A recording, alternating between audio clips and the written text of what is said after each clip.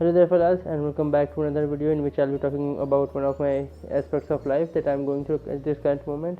And today I'm going to talk about imposter syndrome, as you might have read from the title or thumbnail or whatever. So first, those who don't know, imposter syndrome is basically when one feels that he's getting way more than he actually deserves, और ऐसे गीता की भाषा में बोले तो जितना कर्म किए हैं किसी को उससे ज़्यादा ही फल मिल जाएगा, उसको ऐसा लगता है, तो in positive sense of course. So it's not like just I'm just feeling it, as if some people are also pointing it out in me, that I'm getting things that I don't really deserve, like I'm getting more things that what I have done for, what I have worked for. I guess this video is more like a bounce back thing. I'm not actually making it to express myself to some people or to some group of or some specific individual. I'm making it to kind of talk to myself or to make myself feel good, I guess. There will be some kind of or some sort of bragging and flexing in this video, so like please, if you want to avoid it, you can. As my other videos, as always said, you are not really required to watch them. But I just did jump to the point because I have not really thought about any structure or something like that. I just wanted to have a good nice talk in this video, so yeah, let us keep it that way. So first of all, starting with the things that I guess I am overwhelmed about, that I think that I got that I don't deserve, the thing that people are mostly pointing out. So I have been you can see in the screen, I have said this multiple times now, I don't want to even say it. So I have got admission into one of the prestigious universities in the world, you can say. I guess it is currently ranked 162 ऐसे overall करो तो average average निकालो तो, and ऐसे there are a lot of things that I can flex about. It is the like top third or fourth university of Italy, and it is one of the oldest universities in the world. It's at 1222 में बना है, and there are some other good aspects as well. Galileo has taught in this. You can just name, you can just search on YouTube University of Padua and you will get all the information. So it's like a great thing, and specifically for a boy like me who was like who have never done a lot of karma as some people have done, and that's what I was feeling imposter syndrome about. So first I will talk about the imposter syndrome that I was feeling with respect to my professional life, and then I would obviously jump to the personal life, because I've been feeling this in both aspects of my life. So like, okay, basically first let us jump to the professional life. So the thing that was actually coming in my mind, like there are a lot of people who have done way more hard work than me in this field or in their life as in general. Like a lot of my friends have studied more physics, chemistry, math, and the generic thing that is called education here in the schools. I was like I was the non-disciplined, non-good boy, not the topper one, who used to sit on backbench and all that stuff, who used to have fun in his life, not just focusing on studies, doing some very weird random stuff, not following the norms and all. So I was that kind of guy whole of like till now. And I too accept that I have not worked hard, or I have not studied as they have studied. I have not done as much of karma as many of my other friends have done. Like they have literally stopped living their life after 10th class and got packed into a room and studied for IIT JEE, and some were not even allowed to be packed in the room. They even did the school thing, and they even went to the coaching, like a lot of hectic life and schedule that they followed for like 2 years of the life that is supposed to be most enjoyable. That was most enjoyable for me till date, and I guess it will be for my future life as well. Like I'm really happy by the 11th and 12th that I lived. So like some of my friends have like completely destroyed it, ruined it, in sake of getting into a good college, in sake of getting a good future and all that stuff. But now here's the reality. When I see most of my classmates, as far as I know, obviously I'm in the best university compared to them. They at max, like whoever have done best might be, let's say, the best college in India, but the best college in India is ranked around 300 and 340, something like that. I say average nikaloge to. So obviously in better institute and college compared to them. And talking about rest aspect, exposure, quality of teachers and professors, and whatever aspect there one used to judge the college. In every aspect, my college is way better than the Indian ones.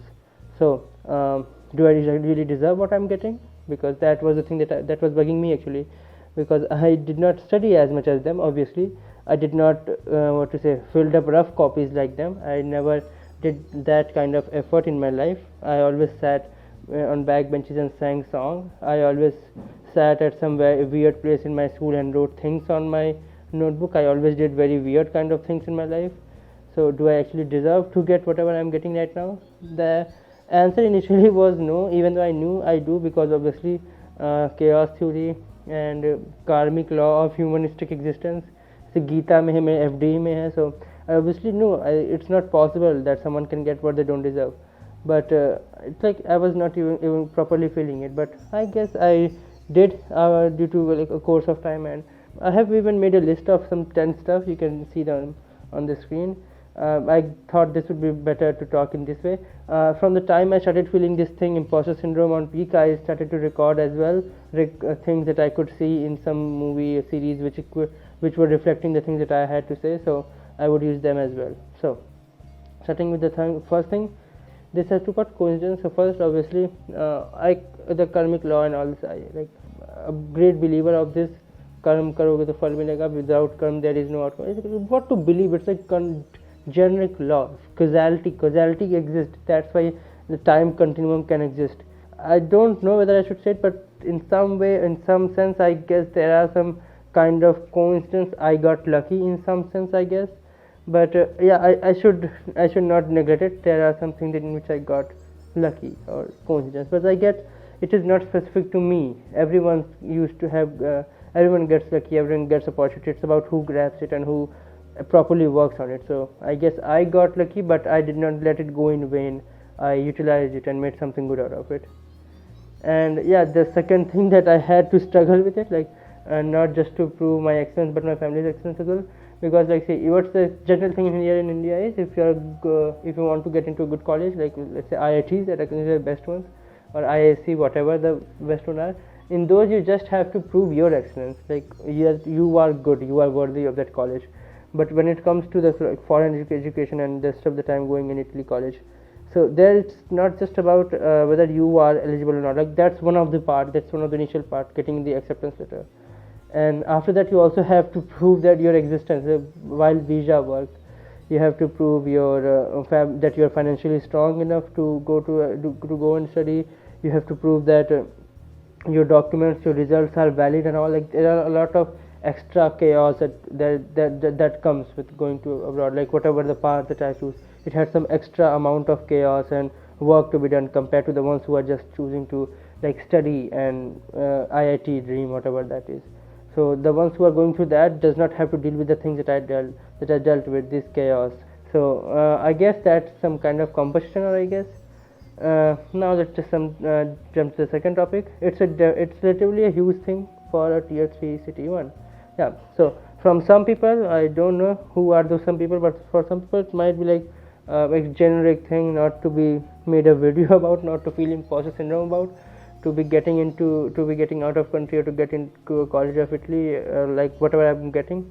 But if you see from my reference, if you see from the country I come from, the background I come from, the school I come from, the place I come from, it's a huge thing, because I don't live in a tier 1 city like Delhi where every square have a poster of study abroad.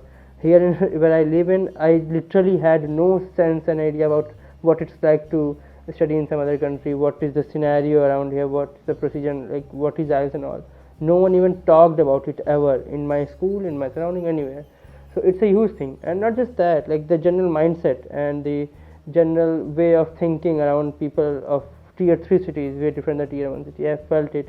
So it's not a big thing from a tier 1 city person, but it is a big thing for a tier 3 city person, and especially like me, who have like I'm from a lower middle class family, not even middle class, you can say lower middle class. So it's a huge thing from that aspect as well, to think and be the way I am, that some people in some other part of the world think that I'm eligible enough, that I'm skilled enough, that I'm genius to be a part of their school and their culture. So that's a huge thing for me. Relatively, it's a huge thing for me. It might not be huge for general audience who are watching this, but it's a huge thing for me. Okay, now let us jump to the first video that I have thought of. So here's the video. I say, in your life, if you have one major goal, I don't know that I believe most 18-year-olds should be putting that type of pressure on themselves, and I know that I was. That pressure to be, what is the one goal in my life? What is the meaning in my life? For 18-year-old me, that was too big of a question to be feeling like I had to answer immediately. Yeah, so I definitely did that, and I guess that's a huge thing because, as you said, most people should not, and I know most people don't, because everyone is like generally tend to go with flow. But what he said one should not do at 18, I did that at 17. Uh, I definitely put that pressure to know a goal of my life at the age of 17, in which like basic teenage kicks in and all that stuff. But I was working with Myspy, my city suspicious peculiar youth. Not just knowing what I have to do in my life, but being that specific person and going to the one specific goal. Like, it's not like I have to get a future in computer science. Okay, that's a very generic thing that most people think of, and that too not based on like this illusionary existential things like money and fame and respect. These are stupid things. So, like I guess just being able to know my passion at the age of 17 is a huge deal, and I guess that's something for which I deserve what I'm getting. Now, coming to the second point. I think what we need today is an integration of our scientific understanding of the world with the wisdom that's held in the world's spiritual traditions. The origins of consciousness may remain a mystery, but how to awaken our consciousness, how to free ourselves from misguided attitudes and values, to discover who and what we really are, that is not a mystery. That's something that's been explored by spiritual teachers from around the world, people who've gone deep within their own minds and discovered the true nature of consciousness, and from that, how to live with joy and love in their hearts. And that's what we need today. We need to rediscover that wisdom for ourselves.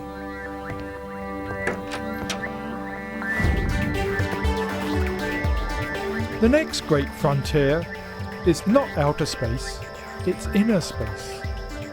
Research into the nature of consciousness itself. The one thing we all know for sure, and the one thing we've not yet explored. So, as per my reference, that's a great thing as well. To realize that that's the real thing, that's what one should research about, that's the thing that one should do at the age of 18, all by myself, all by my intellect, all by my, I don't say wisdom, but whatever I had at back then. So that's the thing that I did to deserve what I'm getting right now. I never did that formal education stuff like filling up rough copies, but I did this kind of stuff.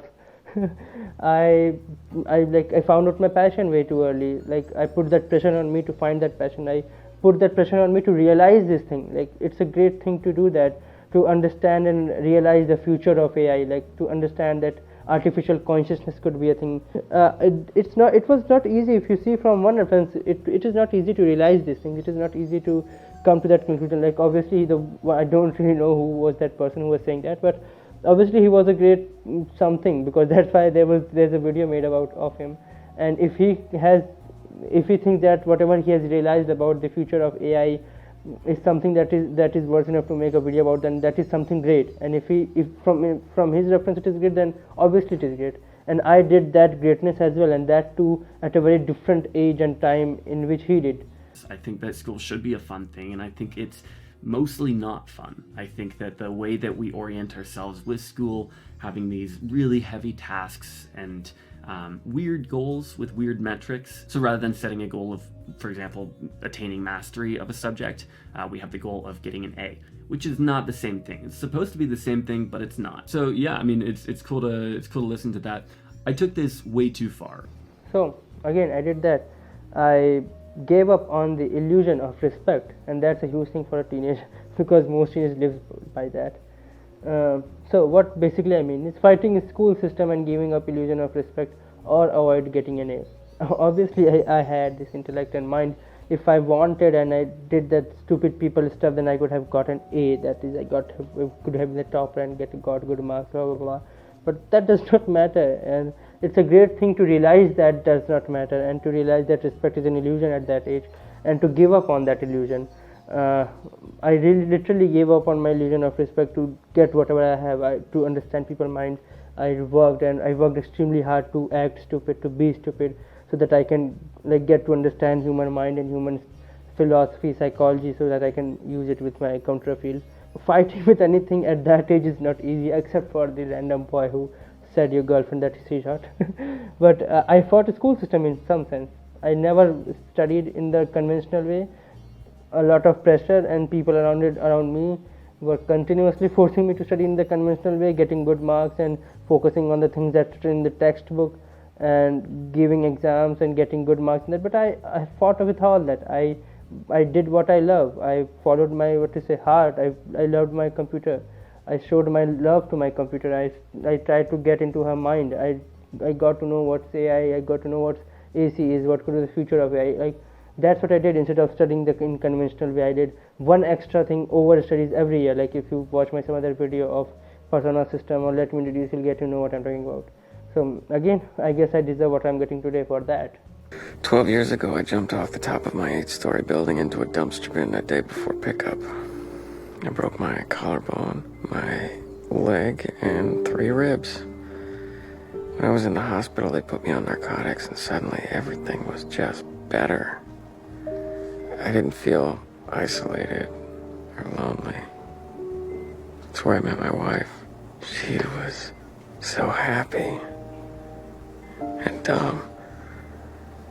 And I was smart and miserable. You tell me who the genius is. I fell in love with her, buzzed out of my head, and I knew I wanted to stay that way forever. So we are shifting towards the personal aspects of human existence, that is life.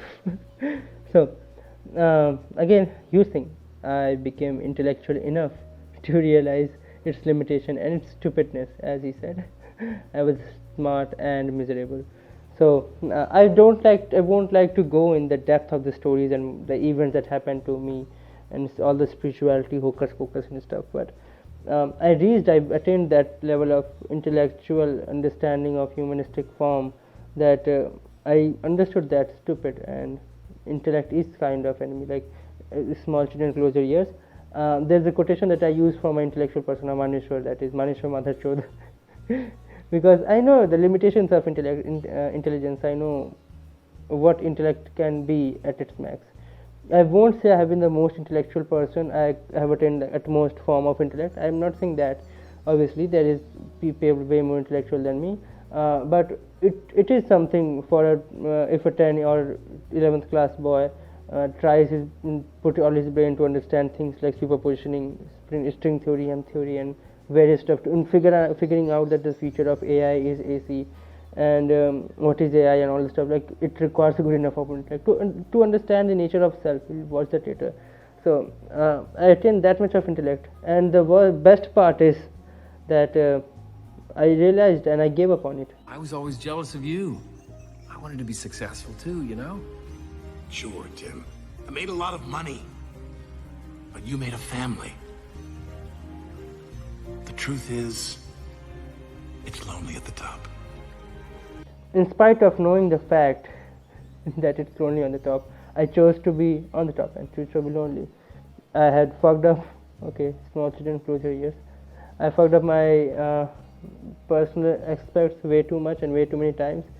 Not intentionally to work on my professional stuff, because I was not that much aware with whether what is professional and what is personal, but like just to go with what my heart says, and my heart many times chose professionalism way over personalism, and like I just did that. So that's again a great thing, because again, as I'm saying all these things, keep in mind I'm talking about a teenage boy, and even after being the intellectual and all this, the decision that I took, the choices that I made, like the choices of not being the most intellectual person and instead being the happiest person. Is she worth the pain? A man does not suffer like this for his own glory. Every moment of it. There is a fine line between devotion and delusion.